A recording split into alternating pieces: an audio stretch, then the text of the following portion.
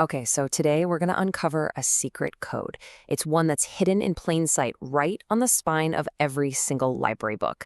This code is the key that can turn a totally overwhelming sea of information into a perfectly organized map, helping you go from feeling lost to finding exactly what you need.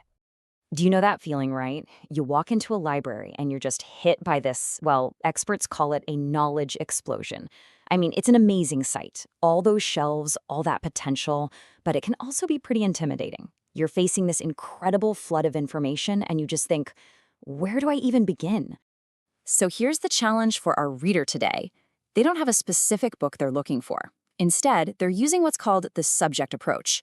They know what they want to learn about, let's say the history of space exploration, but they don't have a specific author or a title to go on. Now, if you think about it, searching by author isn't really going to help here. It'll just scatter books all over the place. And searching by title, well, that's a total non starter if you don't know it, or worse, you kind of misremember it.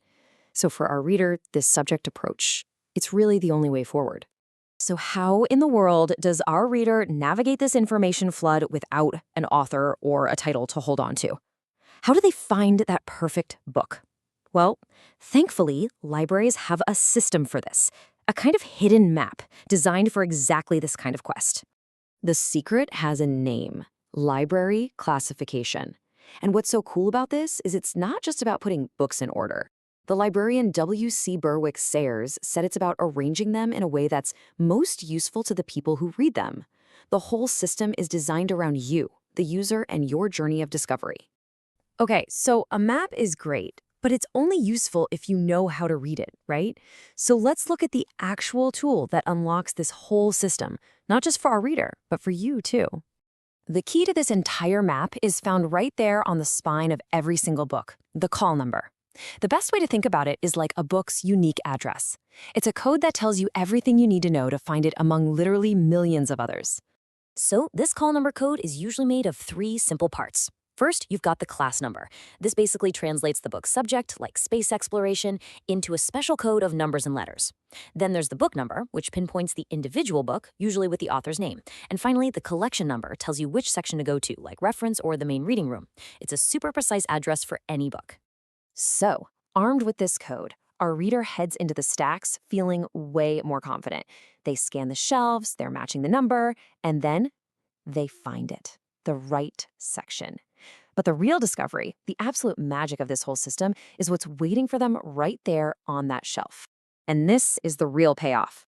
They don't just find one book, they find a whole neighborhood of knowledge. The amazing librarian S.R. Ranganathan called this the APUPA pattern. The book they were looking for, that's the umbral, the perfect match. But sitting right next to it are the penumbral books, super closely related topics that are perfect for browsing. And a little further down, you find alien subjects, which is just a signal that you're moving into a new neighborhood of ideas. This logical flow, this filiatory sequence, is the system's superpower. It means that even if the first book you grab isn't quite right, a better one is probably just inches away. The whole system is designed to encourage you to browse and make those awesome, unexpected discoveries. So when you get right down to it, classification does so much more than just tidy up shelves. It literally transforms a chaotic warehouse of information into an organized, explorable world of knowledge. It turns what could be a really daunting task into a fun adventure. And so our reader, who walked in feeling totally overwhelmed, now walks out with exactly what they needed, and probably a few extra books they just happened to discover along the way. Their quest was a success, all thanks to this powerful and yet kind of invisible system of organization. This whole elegant system is really the hidden engine of every library, just a powerful tool hiding in plain sight. And it kind of makes you wonder, doesn't it? What other invisible systems are out there, quietly bringing order and clarity to the chaos of our everyday lives?